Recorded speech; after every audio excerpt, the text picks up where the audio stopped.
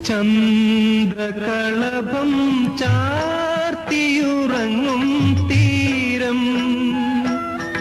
ഇന്ദ്രധനുസിൻ തൂവൽ പൊഴിയും തീരം ഈ മനോഹര തീരത്ത് തരുമോ ഇനിയൊരു ജന്മം കൂടി എനിക്കിനിയൊരു ജന്മം കൂടി. ലോകം വിട്ടു പോകാനുള്ള സമയമായി എന്ന് പെസഹായ്ക്ക് മുമ്പ് ഈശോ അറിഞ്ഞു. ഇവിടം വിട്ടു പോകണം, ഇനി അധിക സമയമില്ല എന്നറിയുന്ന ഈശോയാണ് മേലങ്കി മാറ്റി താലത്തിൽ വെള്ളവും കച്ചയുമായിട്ട് ശിഷ്യന്മാരുടെ പാദത്തിങ്കലിരിക്കുന്നത്.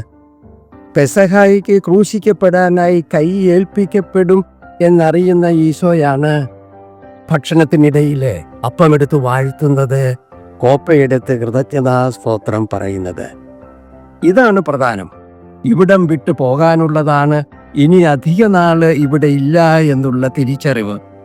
ഈ തിരിച്ചറിവിൻ്റെ പശ്ചാത്തലത്തിലാണ് ജീവിതത്തിൽ ഏറ്റവും പ്രധാനപ്പെട്ടതിലേക്ക്, ഹൃദയത്തിന് ഏറ്റവും ഇഷ്ടമുള്ളതിലേക്ക് നമ്മുടെ ജീവിതത്തെ നമുക്ക് ക്രമപ്പെടുത്താനാവുന്നത്. 2015 ഇറങ്ങിയ പ്രശസ്തമായ പുസ്തകമാണ് when breath becomes air. Paul Kalanithi എന്ന ന്യൂറോ സർജൻ്റെ ആത്മകഥയായത്. അദ്ദേഹം തൻ്റെ കരിയറിൻ്റെ കൊടുമുടിയിൽ നിൽക്കുമ്പോഴാണ് ശ്വാസകോശാർബുദം അതിൻ്റെ 4ാമത്തെ സ്റ്റേജ് വളരെ ക്രിട്ടിക്കൽ. ഇത് കണ്ടുപിടിക്കപ്പെട്ട് കഴിയുമ്പോൾ ഡോക്ടറോട് ഇദ്ദേഹം ചോദിക്കുന്ന ചോദ്യമുണ്ട്, ഇനി എത്ര കാലം എനിക്ക് ജീവിതം കിട്ടും? ഒന്നും മിണ്ടാതിരിക്കുന്ന ഡോക്ടറോട് ഇയാൾ ആത്മകഥമായി പറയുന്നുണ്ട്, ഞാൻ പ്ലാൻ ചെയ്തിരുന്നത് ഒരു 20 വർഷം ന്യൂറോ സർജറി, 20 വർഷം എൻ്റെ 2ാമത്തെ പാഷനായ ലിറ്ററേച്ചർ.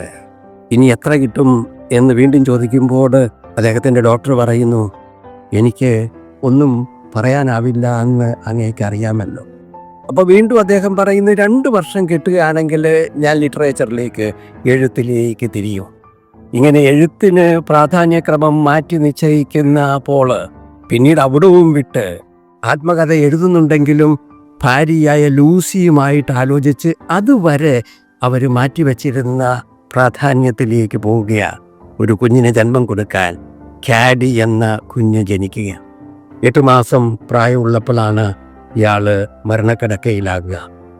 മരണമടുത്തു എന്നറിയുമ്പോൾ ഇയാൾ അവസാനമായിട്ട് ആവശ്യപ്പെടുന്നത് കാഡിയെ കൊണ്ടുവരാണ്.